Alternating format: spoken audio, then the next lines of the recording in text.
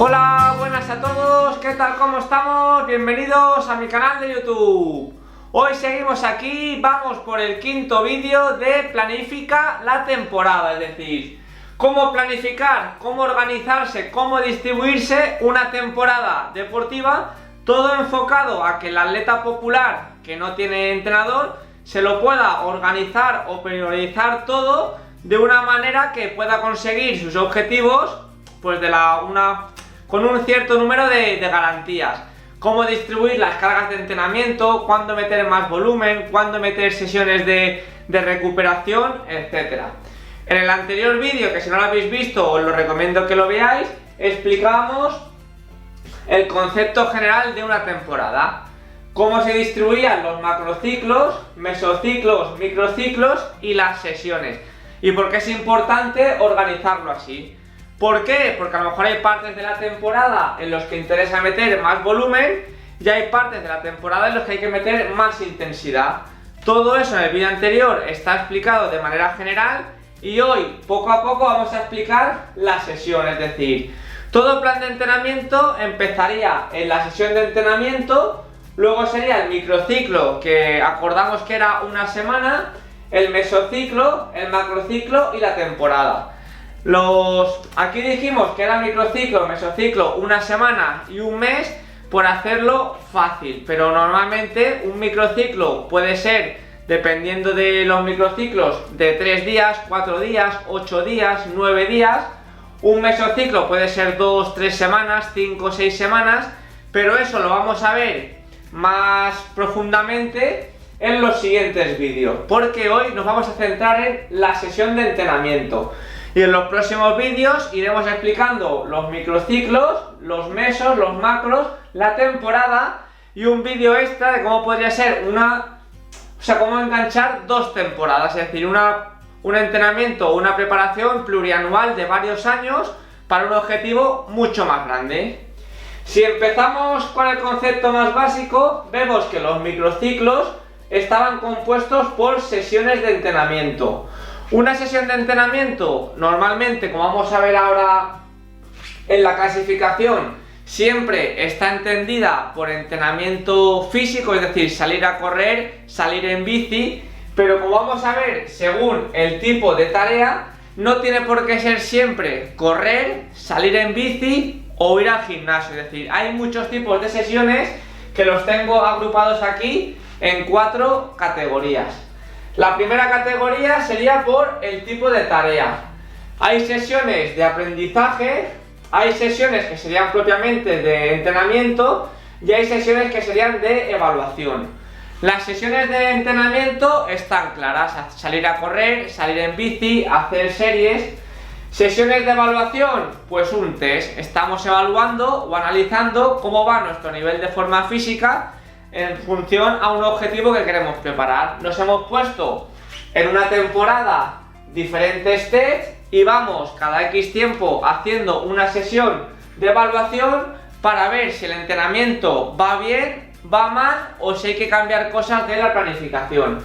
Pero estas sesiones de aprendizaje casi nadie las tiene en cuenta, pero siempre están, es decir, ¿qué sería una sesión de aprendizaje? Pues dedicar sesiones a mejorar la técnica, a mejorar, por ejemplo, la estrategia. Una sesión de aprendizaje que se hace mucho en trail sería cuando desde casa, en el ordenador, dedicamos 1 hora, 2 horas a ver el recorrido, a ver el perfil, a analizar las subidas, las bajadas.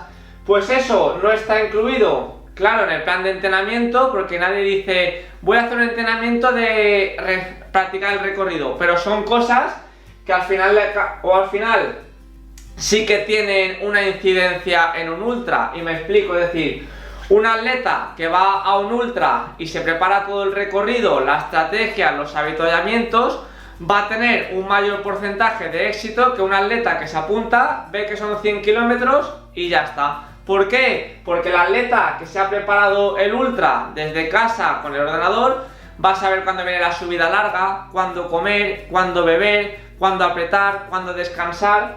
Pero eso son también sesiones de entrenamiento que pueden pasar. Y lo mismo podría ser para dedicar tiempo a manejar los bastones, técnica de carrera. son sesiones que normalmente no se tienen tan en cuenta, pero que existen. Luego, los siguientes tipos de sesiones serían en función de la organización. Esto para nuestro deporte, que sería normalmente el deporte individual, no tiene mucho sentido tampoco explicarlo, pero serían las sesiones que se hacen en grupo, las individuales o las mixtas. ¿Qué es una sesión en grupo? Pues cuando se suele utilizar más en deportes colectivos. Una tarea donde todo el equipo participa en mejorando la táctica, la defensa, el ataque. Y una sesión individual, pues una sesión que cada uno puede realizar de manera individual.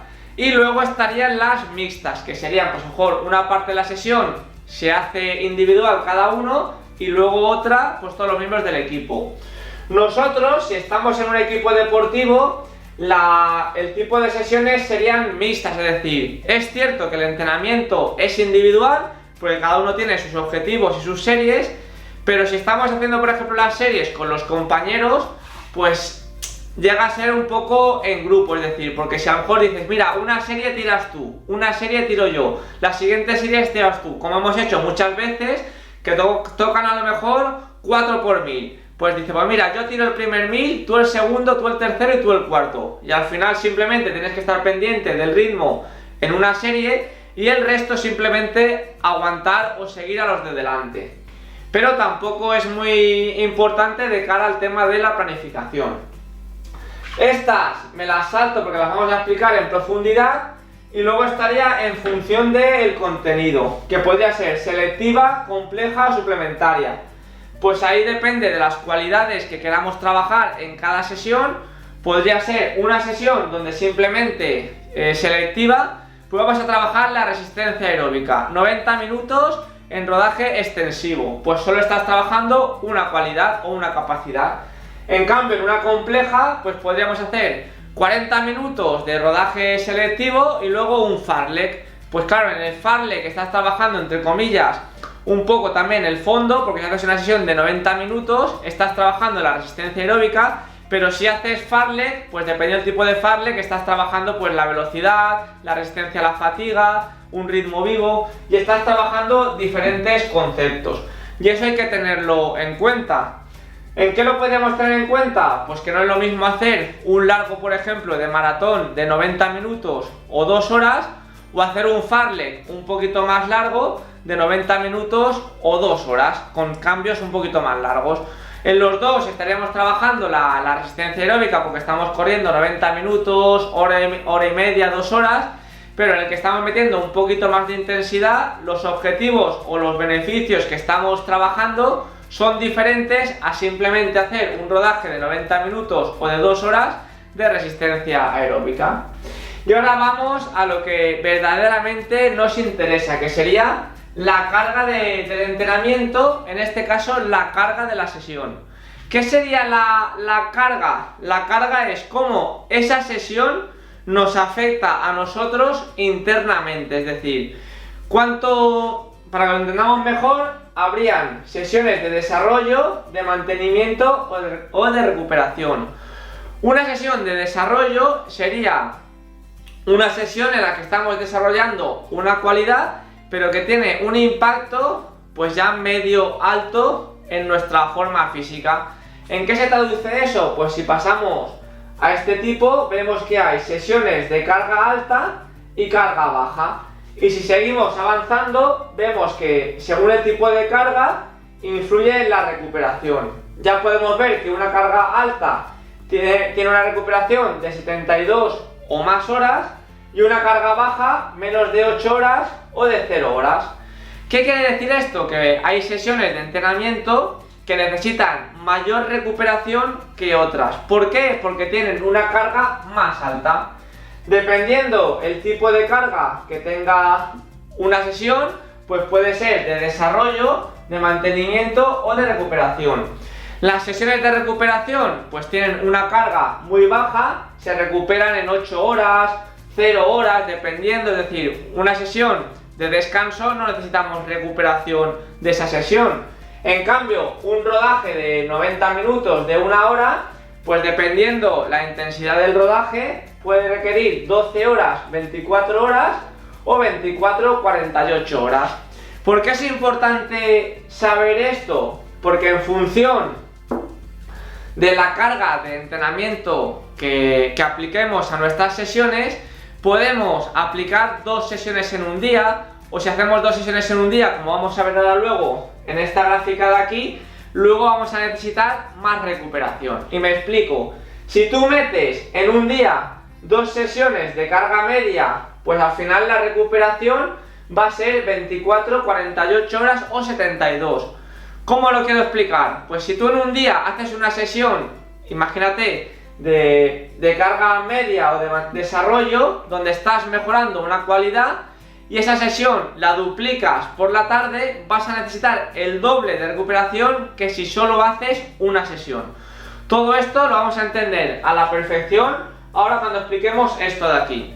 Con esto es muy importante tenerlo en cuenta, que cada tipo de sesión va a requerir un tipo de recuperación.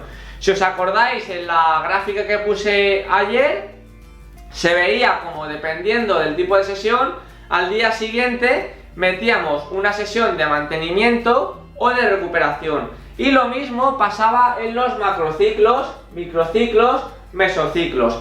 Si tú todo esto de aquí lo terminas de entender, vas a poder planificarte una temporada y yo creo que bastante bien, y vas a conseguir los objetivos. Entonces, teniendo en cuenta esto, resumimos. La carga, para que lo entendamos, sería lo que nos marca el Garmin al terminar el entrenamiento. Muchas veces, cuando terminamos el entrenamiento, el Garmin te dice Training Effect, que va del 1 al 5, y luego te dice tiempo de recuperación. Cuando te dice tiempo de recuperación, 72 horas, 48 horas, es que estás acumulando demasiada fatiga, el entrenamiento ha sido muy intenso y vas a necesitar más tiempo de recuperación. En cambio, si tú no entrenas o haces un rodaje muy suave, normalmente el tiempo de recuperación baja. ¿Por qué es importante eso? Porque si seguimos todo esto, vemos lo de la teoría de la supercompensación. Aquí he puesto 4 ejemplos. Nosotros, cada puntito, estos de aquí, sería una sesión de entrenamiento. Lo positivo o lo que tenemos que hacer nosotros sería un entrenamiento, recuperamos, o sea, nos cansamos, que sería, para que lo entendamos mejor, nosotros cuando estamos aquí, tú haces un entrenamiento y el Garmin te dice recuperación. Imagínate, si ponemos aquí las horas, te dice recuperación 10 horas. Pues por ejemplo, recuperación es aquí. Te dice recuperación 2 días. Pues a lo mejor esto sería así. Y si te pone una carga extrema, como a veces pasa en el Garmin, te dice recuperación 4 días. Sería así. Es decir, cuando el Garmin nos dice el tiempo de recuperación de una sesión, lo que nos está diciendo es cuánto ha bajado nuestro nivel de rendimiento por estar fatigados. ¿Por qué es importante eso? Porque a la hora de aplicar la siguiente sesión, ¿qué opciones podemos tener? Si nosotros respetamos la recuperación de que nos está marcando, por ejemplo, el Garmin, el siguiente entrenamiento estaremos un poco mejor de forma, volveremos a cansarnos y un poquito más, y al final el nivel de rendimiento va subiendo, como podemos ver aquí. Pero ¿qué pasa si nosotros pues no le hacemos caso? Nos dice tiempo de recuperación 4 días, y al día o al día siguiente estamos otra vez entrenando, y al día siguiente otra vez estamos entrenando, que el cuerpo va acumulando fatiga. No le dejamos tiempo a que se produzca la supercompensación, y al final ¿qué pasa? Que cada vez corremos menos, y esto de aquí suele terminar en lesión, en molestias, y que vemos que por más que entrenamos no estamos mejorando. ¿Por qué? Porque el Garmin te está diciendo tienes un entrenamiento muy intenso, necesitas hacer una recuperación más larga. Nosotros no le hacemos caso y llega un momento en el que por mucho que entrenamos, cada vez corremos menos. También existe el caso que para según qué objetivos interesa a lo mejor acumular un poquito más de carga.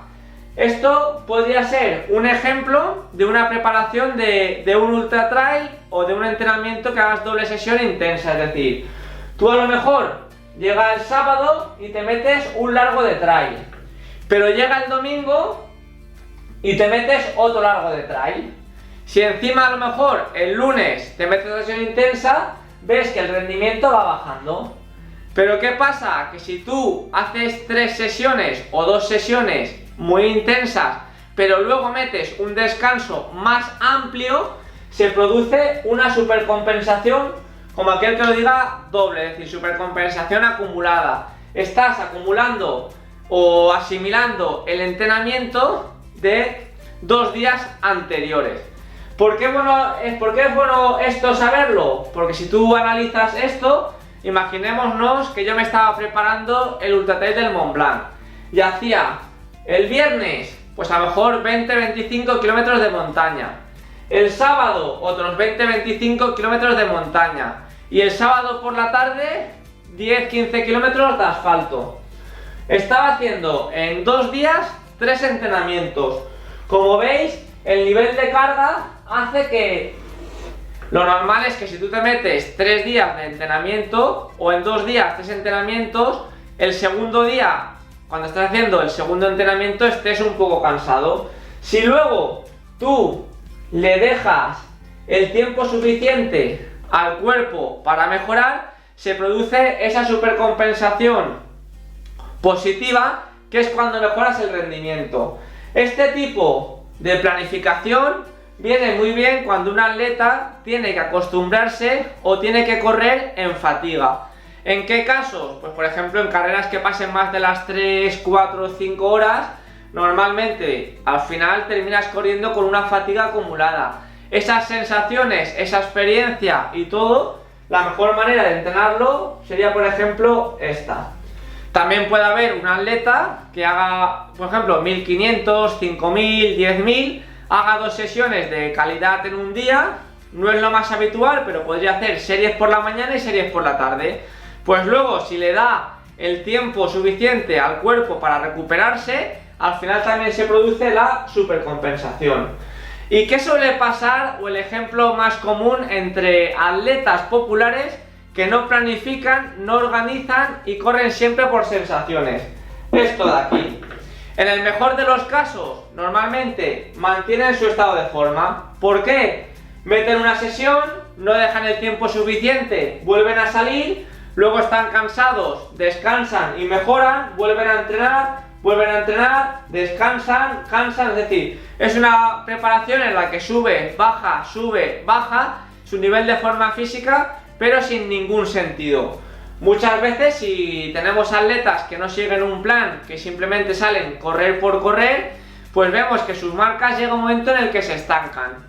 Si un atleta corre 50 minutos en un 10K, que es a 5, pues a lo mejor si le pilla en este punto, donde está un poco mejor de forma física, puede correr a 4.45, 4.50, y si la carrera le pilla estando aquí, pues correrá a 5.10, 5.15, 5.20. A la siguiente semana llega más descansado, pues vuelve a correr en 4.50, 4.40, pero siempre se mantienen en un rango pues de 10, 15, 20 segundos.